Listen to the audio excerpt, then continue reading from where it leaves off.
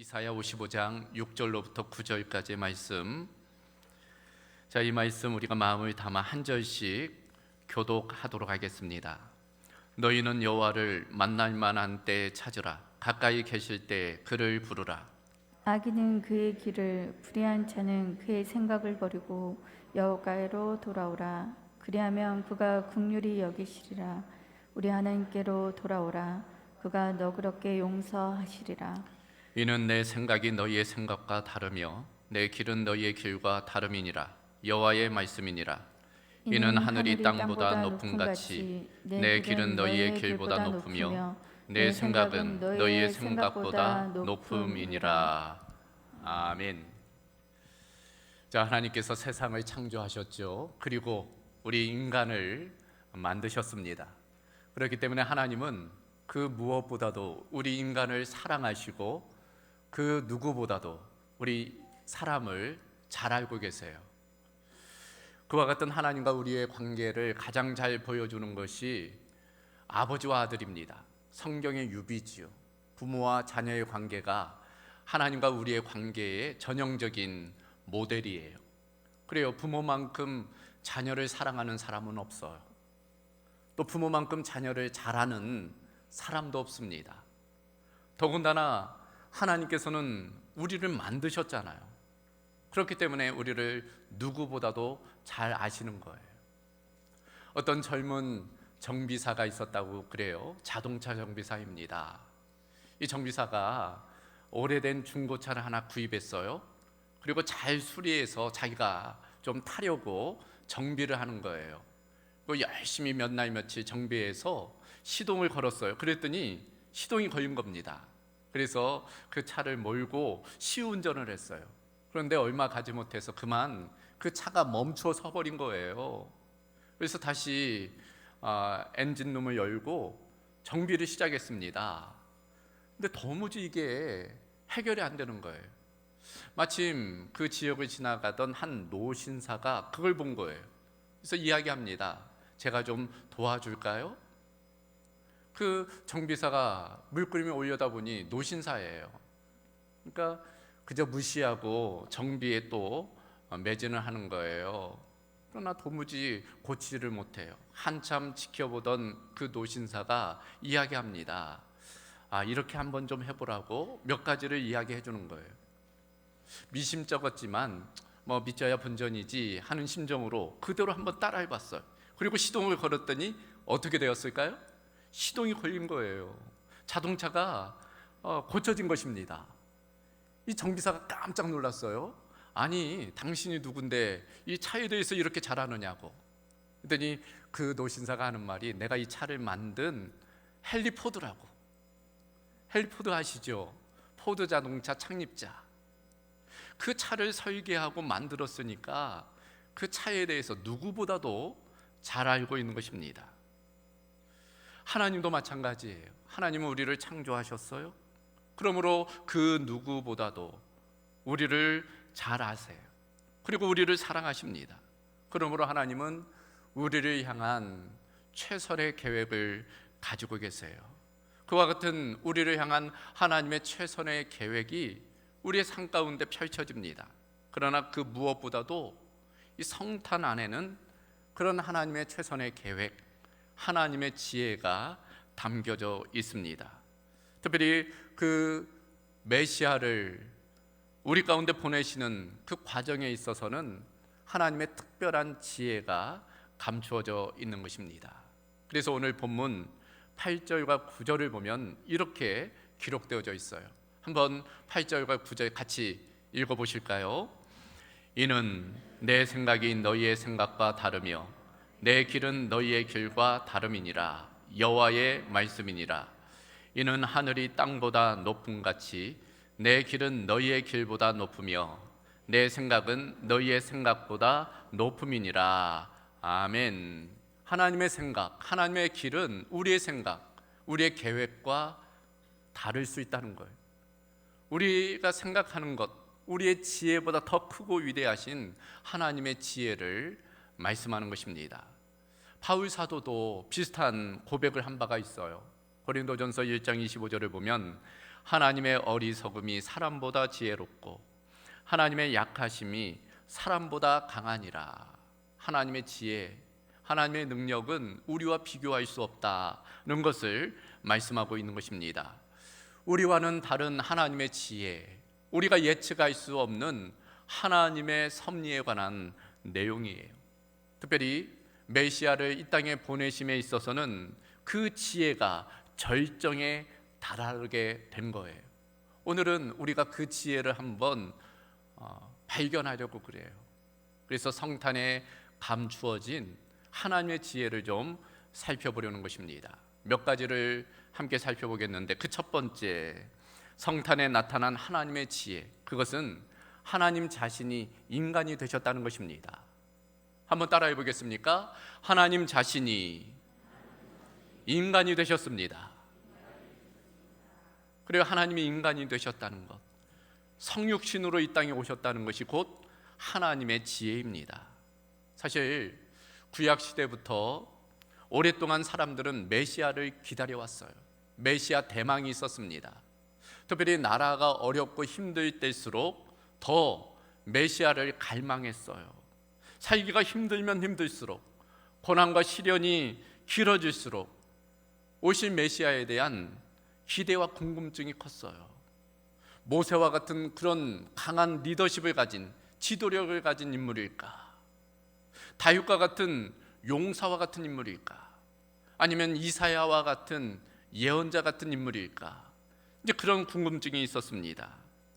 아무튼 역사상 훌륭했던 그런 인물의 모습으로 예수님이, 메시아가 오리라, 그런 기대가 있었던 것입니다. 그런데 막상 오신 그 메시아를 보니까 누구였어요? 하나님 자신이었다는 것입니다. 하나님께서 인간이 되어 이 땅에 오셨다는 거예요. 이처럼 하나님이 인간이 되어 이 땅에 오시리라고는 그 누구도 예상하지 못했어요. 선지자들도 알지 못했습니다. 심지어 천사들도 그 비밀이 감추어져 있었어요. 더욱이 누가 그 비밀을 몰랐을까요? 사단이. 이 사탄이 그것을 몰랐어요. 나중에서야 예수님이 탄생한 연후 그때 깨닫습니다. 그래서 부랴부랴 헤롯 왕을 통해서 그 메시아를 죽이려고 했던 것을 우리는 잘 알고 있어요. 한번 상상해 보십시오. 창조주가 피조물이 되는 거예요. 전능자가 이제는 제한된 모습으로 오게 된 것입니다. 하나님의 신비예요. 놀라운 하나님의 지혜입니다. 그래서 필립 얀시라는 기독교 저술가가 있죠. 그 필립 얀시가 이 사실을 글로 풀어냈어요. 제가 그것을 좀 읽어드리겠는데 좀 길긴 하지만 한번 들어보시기를 바랍니다. 창조자가 피조물 가운데 한 부분이 되었다는 것을 어떻게 이해할 수가 있겠습니까? 춥고 어두운 어느 날 밤 베들레헴의 외딴 언덕 위에서 영계와 물질계가 극적으로 교차되었습니다. 처음도 없고 나중도 없으신 하나님께서 시간과 공간 안으로 들어오신 것입니다. 우주를 가득 채우고 계신 하나님께서 시골뜨기 아이가 되셨습니다. 다른 평범한 아이들과 마찬가지로 똑같이 걷고 말하고 옷 입고 밥 먹는 것을 배우셨습니다. 이것은 하나님이 사람의 몸을 입음으로써 의도적으로 완전치 못한 결함과 약점 속으로 들어오신 것입니다. 모든 것을 아시는 하나님께서 인간의 말을 배우시고 어디에나 계시는 하나님께서 걷기도 하시고 나기도 타셨습니다. 한 눈으로 온 우주의 별들을 바라보시던 분이 나사렛의 오솔길과 예루살렘의 골목길을 거니셨습니다. 하나님은 자신이 쓴 대본의 한 등장인물로 세상에 들어오신 것입니다. 성탄의 신비에 관한 거예요. 창조주가 인간이 되어 우리와 함께 하셨다는 그 놀라운 하나님의 지혜를 말씀하고 있어요. 이처럼 성탄은 하나님 자신이 인간이 되어 세상에 오셨다는 신비와 감동의 사건이에요. 그 안에는 우리를 향한 사랑, 우리를 향한 지혜가 담겨져 있습니다. 그러므로 우리가 이번 대림절 성탄의 기간을 보내며 그 하나님의 사랑, 하나님의 지혜를 다시금 발견해야 할 것입니다. 그런 은혜가 우리 가운데 있기를 주님의 이름으로 소망합니다. 두 번째로 성탄에 나타난 하나님의 지혜, 그것은 하나님께서 아기로 오셨다는 거예요. 한번 따라해 보겠습니까? 하나님께서 아기로 오셨습니다. 우리에게는 너무나 당연한 거잖아요. 그러나 하나님께서 아기로 오셨다는 것, 그것은 성탄의 신비이며 하나님의 지혜입니다. 왜 하나님께서 굳이 아기로 오셨을까? 충분히 성숙한 모습으로 오실 수도 있잖아요. 장성한 성인의 모습으로 오실 수도 있단 말이죠. 그런데 왜 굳이 아기의 모습으로, 왜 이 땅에 오셨을까? 왜 아기로 태어나셨을까? 여러분, 그런 궁금증 없으셨습니까? 저는 그런 궁금증이 있더라고요. 왜 그랬을까? 대답은 분명합니다. 그것이 하나님의 지혜라는 거예요. 그래요, 사실 성경에는 일찍이 예언자를 통해서 메시아가 아기로 올 것을 예언했어요. 이사야 9장 6절을 보면 이는 한 아기가 우리에게 낳고 한 아들을 우리에게 주신 바 되었다 말씀합니다. 이사야 7장 14절에도 보라 처녀가 잉태하여 아들을 낳을 것이요 그의 이름을 임마누엘이라 하리라. 그러니까 분명 예언된 것이 분명하죠. 그런데도 이스라엘 사람들은 그 메시아를 아기로 기대하지 않았습니다. 다윗 왕과 같은 인물로 기대했어요. 강력한 장군의 모습이에요. 다윗 시대가 가장 부강한 때였지 않습니까? 이스라엘에게 있어서 가장 부국강병의 시대예요. 그러니까 메시아라면 그런 다윗 왕과 같은 모습으로 와서 나라를 회복하리라. 특별히 예수님 탄생할 때 로마의 압제 가운데 있었잖아요. 그러므로 그 로마로부터 나라를 되찾아 독립시킬 그런 강력한 왕을 기대했던 것입니다. 위풍당당하게 천하를 호령하며 강림하실 것을 기대했던 거예요. 그런데 처음 그 메시아를 목도한 그 목자들이 발견한 그 메시아의 모습은 그런 모습이 아니었어요. 그저 초라한 구유 위에 놓여있는 아기의 모습이었던 것입니다. 하나님이 탄생한 곳이 마구간이었던 거 기억나시죠? 여간 빈 곳이 없어가지고 가축들이 머무는 그 우리의 하나님이 탄생하신 거예요. 그것도 아기의 모습으로 태어난 것입니다. 아마도 하늘에서 천사들의 웃음소리가 터졌을 것 같아요. 아니, 창조주 하나님이, 전능자 하나님이 저 초라한 작은 말구유에 누워 계시다니. 그래서 어떤 신학자는 그 모습을 가리켜 하나님의 유머다, 하나님의 유머다, 이제 그런 이야기도 하는 것입니다. 왜 그렇게 하셨을까? 왜 그렇게 초라한 구유의 아기의 모습으로 하나님은 오셨을까? 하나님 편에서의 낮아짐이지요, 겸손입니다. 아기와 구유라는 것이 바로 그걸 상징해요. 높고 높은 보좌를 버리고 낮고 천한 곳에 겸손의 모습으로, 아기의 모습으로 오신 거예요. 또 우리를 향해서는 온유한 모습으로 오신 것입니다. 여러분, 아기를 싫어하는 사람이 있을까요? 아기를 무서워하고 두려워하는 사람이 있을까요? 아기는 모두가 용납합니다. 아기를 보면은 마음에 웃음이, 기쁨이 넘쳐요. 예수님이 그런 모습으로 오셨다는 것은 바로 모두가 그 예수님을 받아들일 수 있도록 오셨다는 것을 의미합니다. 그러므로 우리를 구원하시려고 낮은 곳에 온유한 모습으로, 아기의 모습으로 오셨다 할 수 있는 거예요. 그래서 하나님의 지혜입니다. 그저 폭력적으로, 무력으로 우리를 환심사려고 한 것이 아니라 아기의 모습으로, 겸손의 모습으로, 온유의 모습으로 다가오신 거예요. 그래서 성탄에는 하나님의 지혜가 담겨져 있는 것입니다.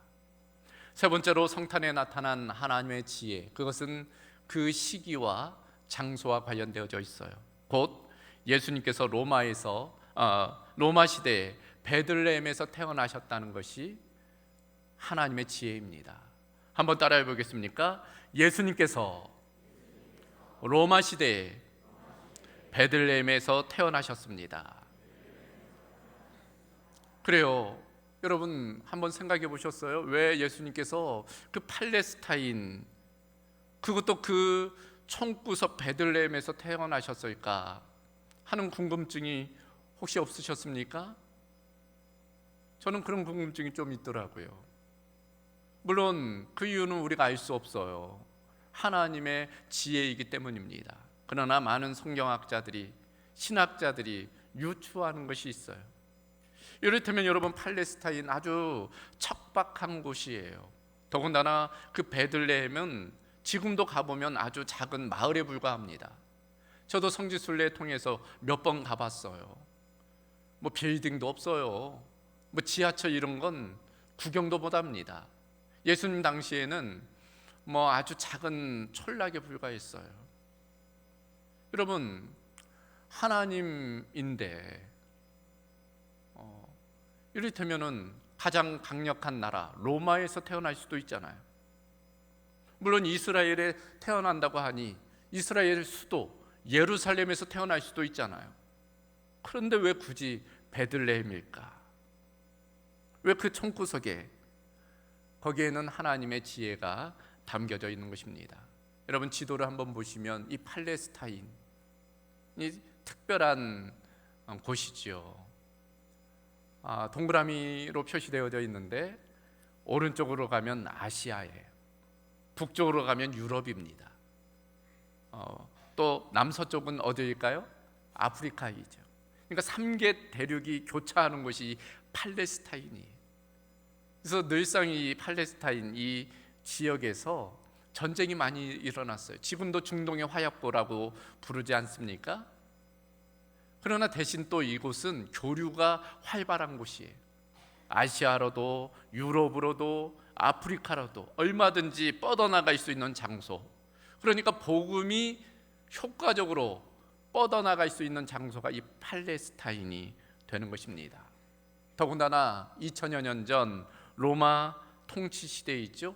그때 왜 하나님께서 이 땅에 오셨을까? 그때는 로마가 온 세계를 다스리던 소위 팍스 로마나 시대예요. 로마의 평화 시대입니다. 그러니까 안정기예요. 그때 로마가 강력한 군사력을 가져서 세계를 지배하고 있었어요. 그러니까 안정기였습니다.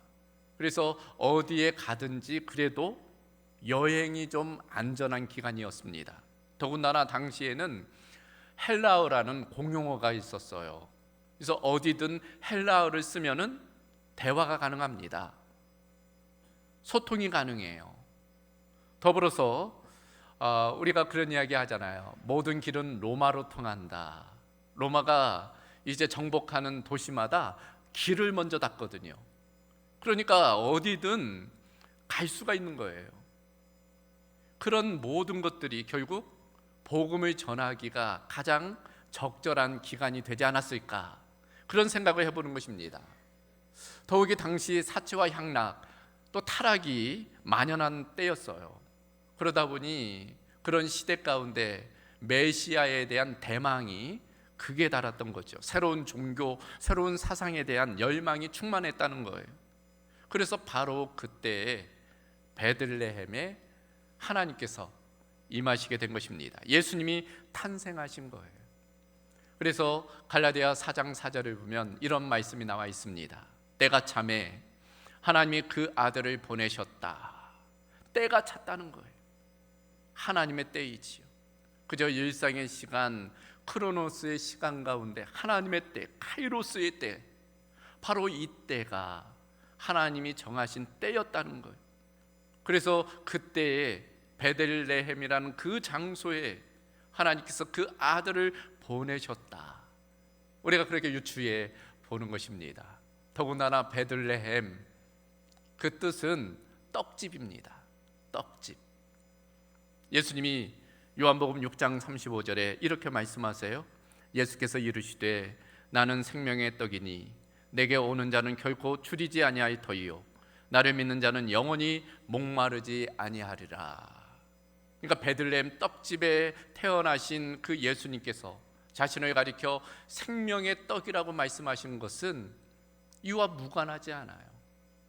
모두를 구원하고자 오신 예수님의 선택은 바로 그 베들레헴이었다는 것을 보여주는 것입니다. 이처럼 예수님의 탄생의 시기, 그 장소가 하나님의 지혜임을 우리가 깨닫게 되는 것입니다. 한 가지 더, 성탄에 나타난 하나님의 지혜 무엇일까? 이 성탄의 소식이 목동들에게 먼저 알려졌다는 거예요.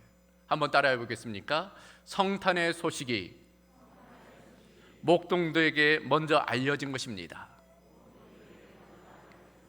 그것이 바로 하나님의 지혜라는 거예요. 여러분, 일반적으로 인간의 지혜라면 그런 특별한 정보, 특별한 어떤 소식이 누구에게 먼저 알려질까요? 힘 있는 사람들, 권력자들, 배운 사람들, 그런 사람들이 그런 정보를 먼저 가지는 거예요. 지금도 그렇잖아요. 좋은 정보, 뭐 어디에 투자하면은 돈을 번다든지 뭐 이런 것들은 힘 있는 사람들이 가지는 거예요. 영향력 있는 사람들이 그런 것을 먼저 아는 것입니다. 그런데 예수님의 탄생 소식은 누구에게 먼저 알려졌어요? 목자들이에요. 양을 치던 목자들이었습니다. 평범한 사람들이죠. 당시에 어찌 보면은 좀 하층민에 불과했습니다. 천대받는 사람들이었어요. 보통의 사람들이었습니다. 밤새도록 양을 지키는 그 일을 업으로 삼는 사람들이었어요. 남달리 뭐 공부를 했다거나 뭐 큰 뜻을 품었을 리가 없어요. 그저 촌사람들, 촌부, 범부에 불과합니다. 그런데 그들에게 먼저 성탄의 소식이 알려진 거예요. 이후로도 마찬가지입니다. 예수님보다 먼저 6개월 앞서서 예수님의 길을 준비했던 세례 요한, 그 부모 사가랴와 엘리사벳, 제사장이긴 했지만 무명의 제사장, 평범한 제사장에 불과했어요. 아이가 없어 평생 어려움을 겪던 그런 부부였습니다. 그런데 그들에게 먼저 예수님의 탄생의 소식이 알려져요.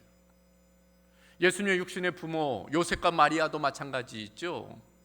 젊은 나이에 약혼한 그저 평범한 청년에 불과합니다. 특별할 게 전혀 없어요. 요셉은 목수잖아요. 마리아는 시골 처녀입니다. 그냥 평범한 청년들이었어요. 그런데 그들에게 예수님이 찾아오신 거예요. 나중에 성전에서 아기 예수님을 만나 축복을 누리는 시므온과 안나라는 사람들도 있죠. 노인들이었어요. 특별히 이 안나의 경우는 남편과 결혼해요. 7년 살다가 남편이 먼저 간 거예요. 사별했어요.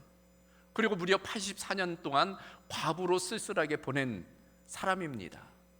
성전을 떠나지 않고 그저 성전에서 허드렛 일을 하던 그런 여인이, 근데 그 여인이 예수님을 만나요. 정결례를 위해 성전에 찾아온 그 예수님을 만나게 되는 것입니다. 종합해 보면 그런 예수님의 탄생 소식을 가장 먼저 들은 사람들은 평범한 사람들이었습니다. 그것은 주님께서 그들을 영접하신다는 것, 그걸 우리에게 보여주는 거예요. 그래요, 예수님을 만나는 데 있어서 만일 많이 배워야만 한다면, 많이 가져야만 한다면, 많은 권력이 있어야만 한다면 그 자격을 갖춘 사람은 정말 소수에 불과할 거예요. 여기 있는 대부분, 우리는 거기에 포함되지 못할 것입니다. 우리 대부분은 예수님을 만날 수도 영접할 수도 없을 거예요. 그러나 예수님은 평범한 사람들에게 알려졌고 찾아오셨고 함께 하셨어요. 이는 우리 모두를 향한 하나님의 구원의 은혜임을 보여주는 것입니다. 우리의 모든 인류를 구원하고자 하신 우리를 향한, 우리를 위한 하나님의 지혜라고 할 수 있어요. 그러므로 우리는 이 성탄에 감추어진 그 하나님의 지혜를 깨닫고 이 성탄의 계절에 이 대림절을 보내며 그 하나님의 우리를 향한 사랑, 우리를 향한 그 섭리에 또 감사하며 그 은혜를 누려야 할 것입니다. 성탄을 보내며 대림절을 보내며 우리가 그런 하나님의 지혜를 발견하는 기쁨이 있기를 주님의 이름으로 소망합니다. 자, 오늘 말씀을 정리하죠. 오늘 설교의 제목, 성탄에 담긴 하나님의 지혜입니다. 그래요, 하나님의 지혜는 우리 인간의 지혜와 달라요. 오늘 본문으로 다시 돌아가 보면 8절과 9절 이렇게 되어져 있습니다. 이는 내 생각이 너희의 생각과 다르며 내 길은 너희의 길과 다름이니라. 여호와의 말씀이니라. 이는 하늘이 땅보다 높음 같이 내 길은 너희의 길보다 높으며 내 생각은 너희의 생각보다 높음이니라. 우리의 생각, 우리의 지혜보다 더 높고 크고 위대하신 그 하나님의 지혜입니다. 대림절은, 성탄은 그 하나님의 지혜가 담긴 기간이에요. 그리고 그 지혜를 만나는 계절입니다. 하나님께서는 그 지혜로 인간이 되어 이 세상에 오셨어요. 아기가 되어 겸손과 온유로 우리에게 찾아오셨습니다. 가장 완벽한 때, 완벽한 장소에 태어나셨어요. 하나님께서는 그 지혜로 먼저 평범한 양치는 사람들에게, 평범한 이를 데 없는 사람들에게 먼저 알리셨습니다. 이 모든 것이 하나님의 지혜예요. 우리를 구원하시고자 하신 하나님의 섭리와 계획인 것입니다. 그러므로 어떻게 해야 될까요? 오늘 말씀 6절과 7절은 그 지혜에 대한 우리의 반응이 기록되어져 있습니다. 6절과 7절 여러분 마음을 담아서 우리 한번 같이 읽어보실까요? 너희는 여호와를 만날 만한 때에 찾으라. 가까이 계실 때 그를 부르라. 악인은 그의 길을, 불의한 자는 그의 생각을 버리고 여호와께로 돌아오라. 그리하면 그가 긍휼히 여기시리라. 우리 하나님께로 돌아오라. 그가 너그럽게 용서하시리라. 아멘. 대림절, 성탄의 계절은 주님이 우리 가까이에 임하시는 계절이에요. 그러므로 우리도 주님께 가까이 나아가는 것이 지혜입니다. 하나님의 지혜를 깨닫고 우리도 최선으로 그 예수님을 다시금 우리의 마음의 구유에 모시고 그 예수님을 누리는, 그리고 그 예수님을 알지 못하는 자들에게 이 성탄의 기쁨의 소식을 전하는 그런 삶을 살아야 할 줄로 믿습니다. 그런 은혜가 우리 모두 가운데 있기를 주님의 이름으로 소망합니다. 자, 오늘 말씀 기억하며 우리 한번 같이 찬양과 기도로 나아가겠습니다. 오늘 함께 부를 찬양, 그 크신 하나님의 사랑이. 여러분, 하나님은 우리의 창조주 되세요. 우리를 사랑하십니다. 우리를 가장 잘 아세요. 우리를 향한 하나님의 계획은 우리에게 평안과 기쁨 주기를 원하십니다. 그것이 성탄, 예수님의 탄생 안에 담겨져 있어요. 우리가 그 하나님의 지혜를 이 시간 찬양해야 될 거예요. 하늘을 두루마리, 바다를 먹물 삼아도 다 기록할 수 없는 그 하나님의 은혜에 대해서 우리가 이 시간 함께 찬양으로 고백하도록 하겠습니다.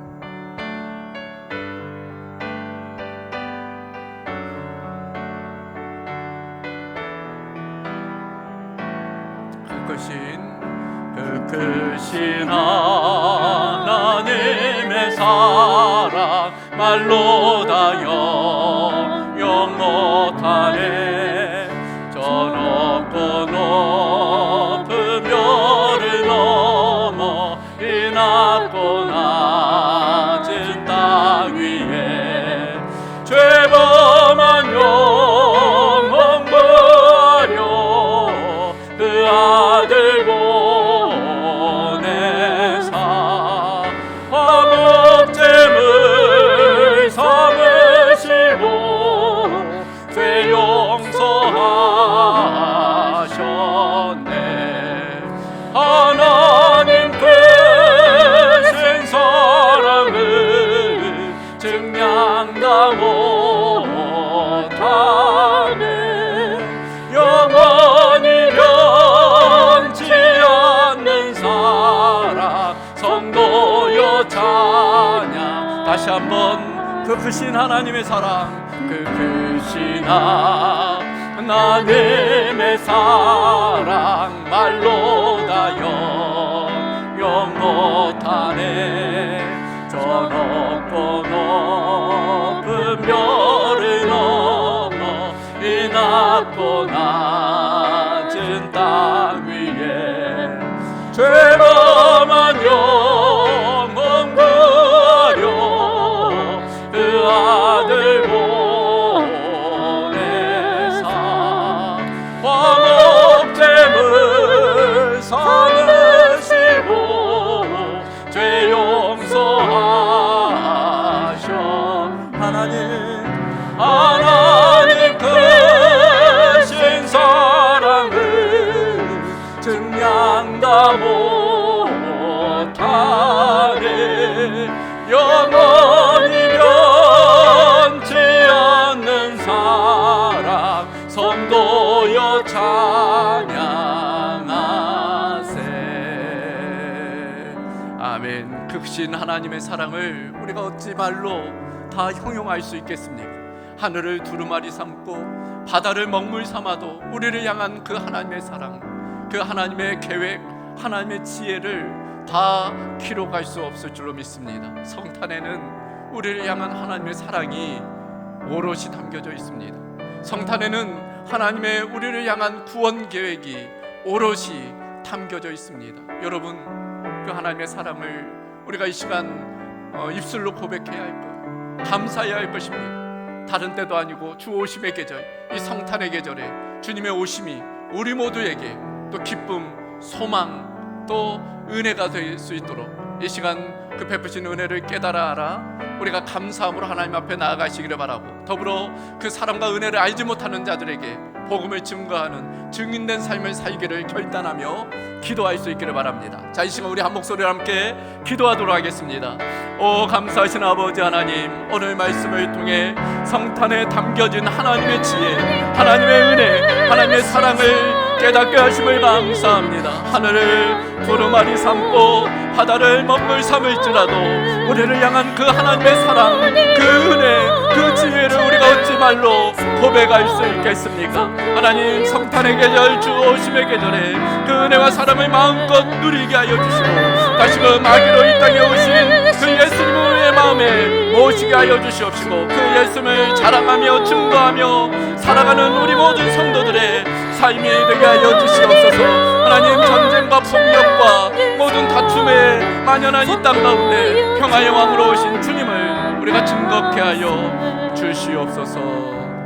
감사하신 아버지 하나님, 오늘 성탄에 담겨진 그 하나님의 지혜, 우리를 향한 하나님의 사랑과 그 은혜를 다시금 깨닫게 하심을 감사합니다. 우리를 사랑하시되 우리를 위한 가장 최선의 방법으로 우리와 함께하여 주시는 하나님, 우리가 성탄의 계절, 주 오심의 계절에 다시금 이 땅 가운데 아기의 몸으로 오신 그 하나님의 임재를 우리가 환영하며 다시금 우리의 마음의 구유에 주님을 모시게 하여 주시고, 아직도 그 하나님의 사랑과 은혜를 깨달아 알지 못하는 자들에게 복음을 증거하며 하나님을, 나라를 이루어가는 은혜가 있도록 주님 역사하여 주시옵소서. 모든 것 주께 의탁하오며 우리 주 예수 그리스도의 이름으로 기도하옵나이다.